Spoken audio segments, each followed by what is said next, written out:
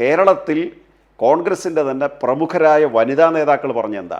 Shri K കരുണാകരൻ്റെ മകൾ ശ്രീമതി പത്മജ അവർ പറഞ്ഞത് കോൺഗ്രസിൽ നിന്ന് BJPയിലേക്ക് പോകാനുള്ള ഒരു കാരണം എന്നെ വ്യക്തിപരമായിട്ട് ആക്ഷേപിക്കുന്നു. നമ്മൾ കണ്ടതാണല്ലോ. അവർ പോയി കഴിഞ്ഞപ്പോൾ അവരുടെ അച്ഛന് പറഞ്ഞു, ശ്രീ കെ കരുണാകരനെ അല്ലെ ശ്രീ കെ മുരളീധരനെയും ശ്രീമതി പത്മജയുടെയും തന്തയ്ക്ക് വിളിച്ചു ഈ യൂത്ത് കോൺഗ്രസിൻ്റെ പ്രസിഡന്റ്, നിങ്ങൾ എവിടെയായിരുന്നു സർ?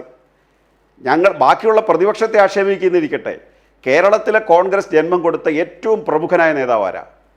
സ്വതന്ത്ര കേരളത്തിൻ്റെ ഏറ്റവും പ്രമുഖനായ ഒന്നാമത്തെ കോൺഗ്രസ് നേതാവിൻ്റെ പേര് ഞങ്ങളൊക്കെ പഠിച്ചു വച്ചിരിക്കുന്നത് ശ്രീ കെ കരുണാകരൻ എന്നാണ്. സ്വാതന്ത്ര്യം കിട്ടുന്നതിന് മുമ്പ് പ്രമുഖരായ ഒരുപാട് നേതാക്കന്മാർ കോൺഗ്രസിനുണ്ടായിരുന്നു.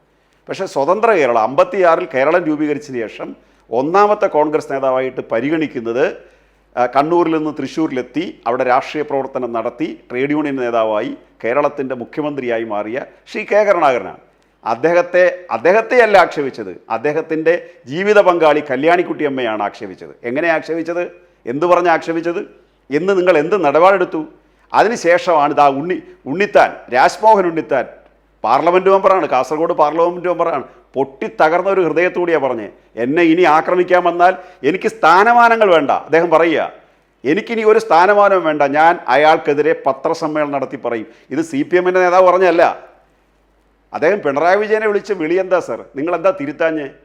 പിണറായി വിജയനോട് അഭിപ്രായ വ്യത്യാസമുണ്ട്. ഞങ്ങൾ ആരെങ്കിലും കയറി എടോ ഉമ്മൻചാണ്ടി ഇത് ചരിത്രത്തിൽ ഇന്നുവരെ വിളിച്ചിട്ടുണ്ടോ സർ?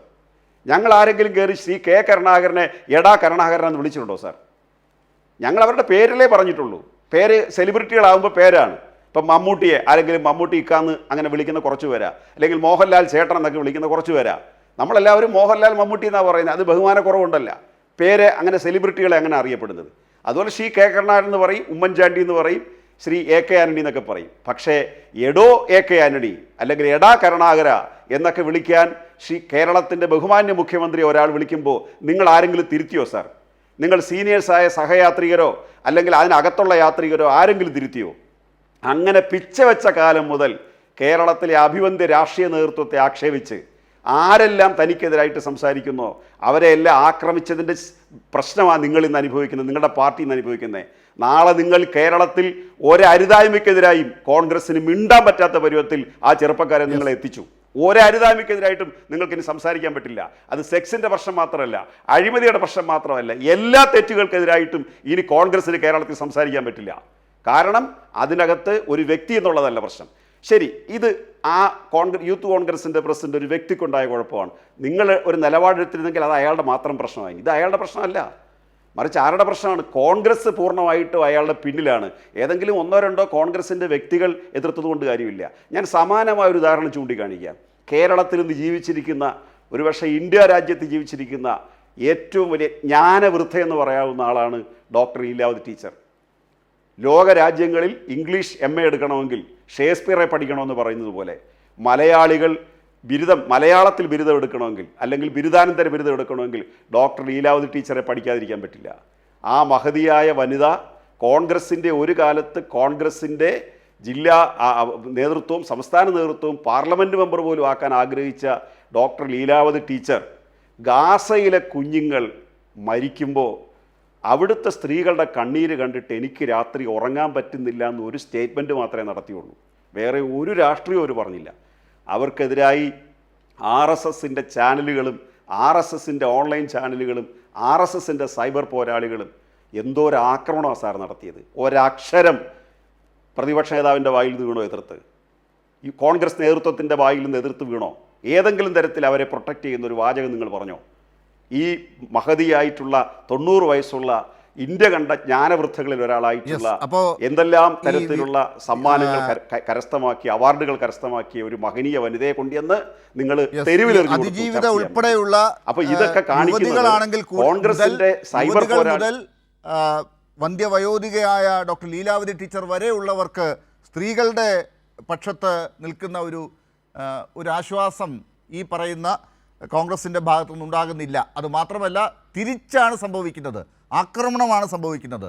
ഏതെങ്കിലും തരത്തിൽ അവരെ എതിർക്കാൻ നിന്നു കഴിഞ്ഞാൽ അതിന് വലിയ രീതിയിൽ ഒരു ഫാൻസ് എല്ലാവരും കൂടെ ചേർന്ന് വലിയ രീതിയിൽ ആക്രമിക്കുക. അതാണിന്ന് ഉണ്ണിത്താൻ നേരിട്ട ആക്രമണത്തെക്കുറിച്ചും കൂടി പറയേണ്ടത്. ഉണ്ണിത്താനെ കുറിച്ച് ഇപ്പോൾ ഇവിടെ സൂചിപ്പിച്ചതുകൊണ്ടാണ് നേരത്തെ ജേക്കബ് ജോർജും ഇപ്പോൾ ഡോക്ടർ ഞാൻ പി ഒരു കെ കാര്യം കൂടി ചൂണ്ടിക്കാണിച്ചോട്ടെ. വളരെ വേഗത്തിൽ പറഞ്ഞോളൂ.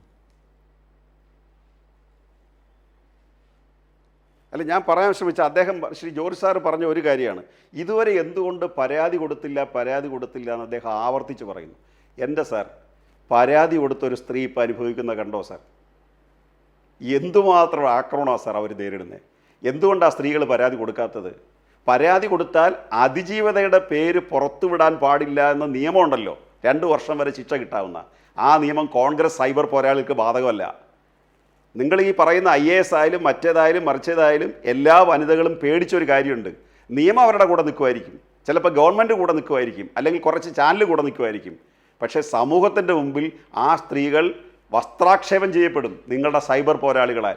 ജീവന് പേടിയുള്ളത് കൊണ്ടും ശരീരത്തിൽ പേടിയുള്ളത് കൊണ്ടും മാനസികമായി ഈ അവസ്ഥയിൽ എത്താതിരിക്കാൻ വേണ്ടി അവർക്ക് കുടുംബവും ബന്ധവും സ്വന്തമൊക്കെ ഉണ്ട് സാർ. നിങ്ങളുടെ സൈബർ പോരാളികളെ പേടിച്ചാൽ അവർ രംഗത്ത് വരാതിരിക്കുന്നത്. ഒരു പക്ഷേ രണ്ടും തുനിഞ്ഞ് ആരെങ്കിലും രംഗത്ത് വരാൻ ഇത് കാരണമാകുമെങ്കിൽ ഈ സൈബർ ഇടങ്ങളിൽ നിങ്ങളെ പ്രൊട്ടക്റ്റ് ചെയ്യാൻ, നിങ്ങളുടെ പാർട്ടിയിൽപ്പെട്ടവർ മാത്രമല്ല, രാഹുൽ ഈശ്വർ നിങ്ങളുടെ പാർട്ടിയല്ലല്ലോ, പക്ഷേ രാഹുൽ ഈശ്വർ കേരളത്തിലെ എല്ലാ തരത്തിലുള്ള റേപ്പിസ്റ്റുകളുടെയും ഒപ്പം നിൽക്കുന്ന ഒരാളാണല്ലോ. ഗോവിന്ദചാമിയുടെ വക്കീലിനെ ആളൂരിനെ ഏർപ്പാട് ചെയ്ത് കൊടുത്ത അദ്ദേഹമാണെന്ന് സംശയിക്കേണ്ടിയിരിക്കുന്നു. അത്തരം ഒരാളാണല്ലോ, നിങ്ങൾക്ക് വേണ്ടി രംഗത്തിറങ്ങുന്ന ആളുണ്ടല്ലോ. അവരെയൊക്കെ പേടിച്ചാണ് സാർ ഈ സ്ത്രീകൾ രംഗത്ത് വരാത്തത്. അതുകൊണ്ട് കേരളത്തിലെ സ്ത്രീകൾക്ക് വേണ്ടി നിൽക്കാൻ ശ്രീ ജോർജ് സാറിനെ പോലുള്ളവർ തയ്യാറാണോന്ന് എനിക്ക് ഈ അവസരത്തിൽ അഭ്യർത്ഥിക്കാനുള്ളത്. ശരി, പരാതി കൊടുത്ത സ്ത്രീക്ക് എന്താണിപ്പോൾ സംഭവിച്ചത് എന്നുള്ളത് ഇനിയിപ്പോൾ പറയേണ്ട ആവശ്യമില്ലല്ലോ. അത് തന്നെയാണ് അവർ ഉദ്ദേശിച്ചത്.